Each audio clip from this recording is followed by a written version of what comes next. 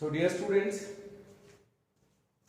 after the application of Bayer-Savart's law, जिसमें हमने पढ़ा था कि किसी भी करंट कैरिंग सर्कुलर कॉइल के सेंटर पर जो मैग्नेटिक फील्ड है उसका मैग्नीट्यूड निकालने के लिए जो हमारे पास फॉर्मूला था उसका हमने डेरिवेशन किया। अब यहाँ से हम उसी टॉपिक पे बेस्ड कुछ बातों के बारे में डिस्कशन करेंगे कि किस तरीके से और चीजें यहाँ से पूछी जा सकती हैं in your different board examination, चाहे वो CBSE है, चाहे वो HBSE है, चाहे वो किसी भी स्टेट का बोर्ड है। कई बार आपके क्वेश्चन यहाँ से आते, कंपटीशन एग्जाम में भी आते हैं, IIT में आ सकते हैं, नीट में आ सकते हैं और different type of competition exam में क्वेश्चन आते हैं। जैसे कि यहां से हमारे पास फर्स्ट टाइप है, that is magnetic field of a current carrying segment. Current carrying segment में हमारे पास क्या है, करंट कैरिंग सेगमेंट आप कह सकते हैं और करंट कैरिंग आर्क आप कह सकते हैं। तो इस तरीके से हमारे पास कंडीशन है। सपोज करिए ये प्रॉब्लम आपके पास आती है किसी भी कंपटीशन एग्जाम में या फिर HBSE, CBSE किसी भी स्टेट बोर्ड में, जिसमें आपका जो करंट है वो फ्लो करता है और करंट का जो मैग्नीट्यूड है that is equal to I। कुछ भी नाम मैं दे देता हूँ इस सेगमेंट और आर्क को, दैट इज OPQ, और यहां पर जो एंगल बनता है that is suppose to be alpha. अभी हमने जो टॉपिक किया उसमें हमने देखा था कि वो करंट कैरिंग सर्कुलर कॉइल था, यहां पर आर्क आ गई है, तो इस प्रॉब्लम को हम किस तरीके से सॉल्व करेंगे।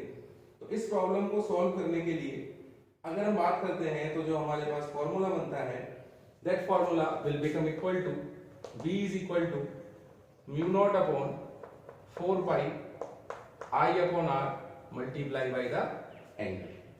अब ये जो फॉर्मूला है, जो हमारा बेसिक रिलेशन था करंट कैरिंग सर्कुलर कॉइल के लिए, अगर मैं लिखता हूं यहां पर 4 सर्कुलर कॉइल, बेसिक रिलेशन था V is equal to mu not I upon में 2R। This is the basic relation which is for a current carrying circular coil like this type of problem. इस तरह की जो problem थी उसके लिए हमारे पास रिलेशन ये था। और अगर हम आर्क की फॉर्म में चलते हैं तो आर्क के लिए हमारे पास रिलेशन आएगा वो किस तरीके से होगा। तो इस कंडीशन में हमसे कहा जाता है कि हमारे पास एक करंट कैरिंग आर्क है, एक करंट कैरिंग सेगमेंट है, जिस आर्क की जो लेंथ है that is suppose to be L। जो लेंथ हमें दे रखी है आर्क की that is suppose to be L। Arc length is equal to हमारे पास क्या है L। तो जब हम मैग्नेटिक फील्ड के लिए डेरिवेशन करते हैं तो वहां पर जो हमारे पास रिलेशन बनता था वो बनता था V is equal to mu not upon 4 pi I upon R square, और इंटीग्रेट करने के बाद हमारे पास यहाँ मल्टीप्लीकेशन में आता था L, that is called arc length. अब जो L हमारे पास आर्क लेंथ है, अगर हम उसको सॉल्व करते हैं तो वहां पर हमारे पास जो रिलेशन आता है वो क्या बनता है, इसको थोड़ा मैं लिख देता हूं, mu not upon 4 pi I upon R multiply by R लिख सकते हैं इसको, डिवाइड बाई L। अब ये देखें व्हाट इज दिस, हमारे पास फॉर्मूला होता है theta is equal to arc upon radius. Relation हमने पढ़ा है that is the length of arc and R is the radius. जो रेडियस है हमारे पास इस सेक्शन का that is equal to R। तो यहां से ये जो रिलेशन है ये किसके लिए गया, हमारा थीटा के लिए। तो मैग्नेटिक फील्ड क्या होगा, mu not upon 4 pi I upon R multiply by alpha. Alpha is the angle. So this is the first type or first case of this thing which was very simple, but जैसे इसको थोड़ा हम higher level पे चलते हैं लेके, आप NEET IIT वगैरह के लिए जाते हैं या फिर आप CBSE में भी स्टैंडर्ड पेपर जब सेट होता है तो इस तरह की प्रॉब्लम्स कई बार पूछ ली जाती हैं। तो वहां पर आपको कोई पैनिक फील ना हो, तो उस तरीके से आप इन प्रॉब्लम्स को लेके चलेंगे। अगला जो हमारे पास इसका केस है, अगला जो इसका हमारे पास टाइप है वो बोर्ड में आया भी हुआ है। 2019 का जो बैच था हमारा 2019 के बैच में जो एग्जामिनेशन हुआ था उन बच्चों का, उसकी अगर हम बात करते हैं 2018-19 का बैच जो था, जो 2019 का पेपर हुआ था, उसमें प्रॉब्लम आई थी। क्या क्वेश्चन आया था सीबीएसई में? हमारे पास दो कॉन्सेंट्रिक सर्कल हैं। एक सर्कल जो है वो आपका वर्टिकल प्लेन में है और एक सर्कल जो आपका है that is in horizontal plane. I hope कि आपको पता होगा what is the meaning of circle in vertical plane and horizontal plane. अगर इस तरीके से सर्कल है लाइक दिस, जैसे मैं फिंगर घुमा रहा हूं तो ये होता है हमारा हॉरिजॉन्टल प्लेन, और इस तरीके से सर्कल है तो ये हमारे पास होता है वर्टिकल प्लेन। दोनों कॉन्सेंट्रिक सर्कल्स है, दोनों का सेंटर सेम है। अब वो कहता है कि इन जो हमारे पास करंट कैरिंग सर्कुलर कॉइल्स हैं, इनके अंदर करंट फ्लो कर रहा है। लेट अस सपोज ये पहला जो हमारे पास है इसके अंदर करंट है I1 और दूसरा जो हमारे पास है इसके अंदर करंट कितना है I2। तो नेट रिजल्टेंट आपको बताना है कि दोनों जो करंट कैरिंग सर्कुलर लूप है उनका नेट रिजल्टेंट जो होगा मैग्नेटिक फील्ड का, वो हमारे पास क्या रहने वाला है। तो यहाँ पर अगर मैं बात करता हूँ तो आप देखें करंट इस तरफ है तो इसकी मैग्नेटिक फील्ड कहाँ आ रही होगी? बाहर की तरफ, लाइक दिस। और इसमें करंट ऊपर की तरफ है तो इसकी मैग्नेटिक फील्ड कहाँ जाएगी? इस तरीके से। यहाँ पर ऐसे, यहाँ पर इस तरीके से। तो जो मैग्नेटिक फील्ड होगा हमारे पास वो इस तरीके से हो जाएगा। एक सर्कल के लिए मैग्नेटिक फील्ड ये हो गया, एक सर्कल के लिए मैग्नेटिक फील्ड हमारे पास ये हो गया।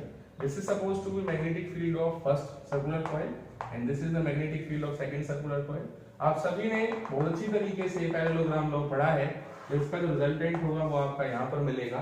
तो आपका जो कंसेप्ट होगा वो बनेगा net magnetic field is under root b1 square plus में b2 square plus 2b1 b2 cos theta लिखने की जरूरत नहीं है बिकॉज cos 90 की वैल्यू कितनी होती है 0। तो यहां से आप उस प्रॉब्लम को सॉल्व करेंगे जो कि हमारे बोर्ड में आ चुकी है। तो हो सकता है कि इस बार जो हमारे पास 20-21 वाला बैच है शायद उसमें भी इस प्रॉब्लम को पूछ लिया जाए, क्योंकि इस बार जो 2020 का एग्जामिनेशन हुआ है सीबीएसई में वहां पर आया एक्सिस वाले कंसेप्ट से हमारे पास एक डेरिवेशन आया है। तो हो सकता है कि इस बार यहाँ से आपका न्यूमेरिकल बन सकता है, 80 to 90% चांसेस बनते हैं। तो प्लीज इस तरह की प्रॉब्लम्स को आप जरूर कंटिन्यू करें। मैं आपको असाइनमेंट दूंगा तो वहां पर आपको इस तरह की प्रॉब्लम्स मिलेंगी।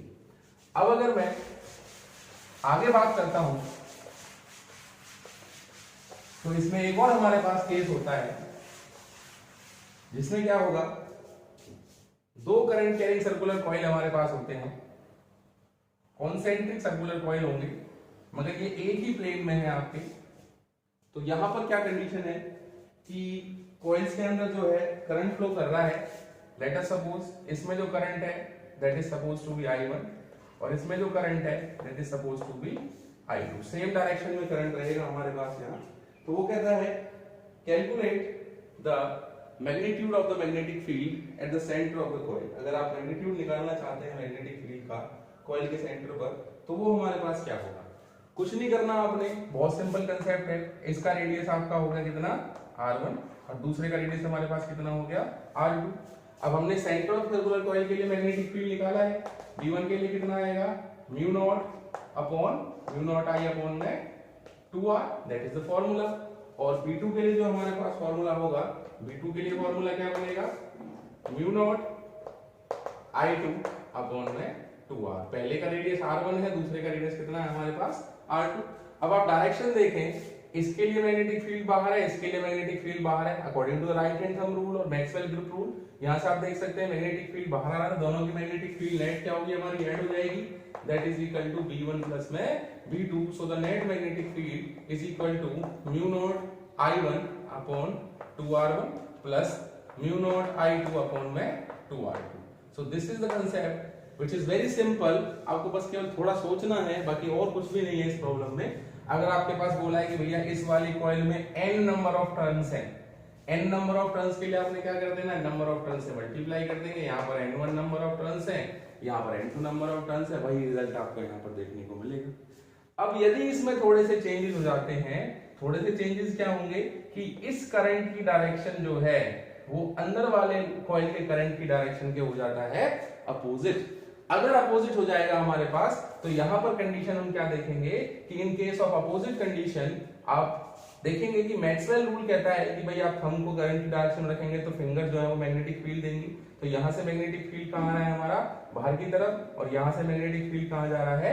अंदर की तरफ। इस पहले वाले कॉइल का मैग्नेटिक फील्ड बाहर आ रहा है इसका अंदर जा रहा है, तो दोनों की डायरेक्शन अपोजिट है, तो जो नेट मैग्नेटिक फील्ड हमारे पास होगा वो क्या होगा, magnetic field of one coil minus second coil.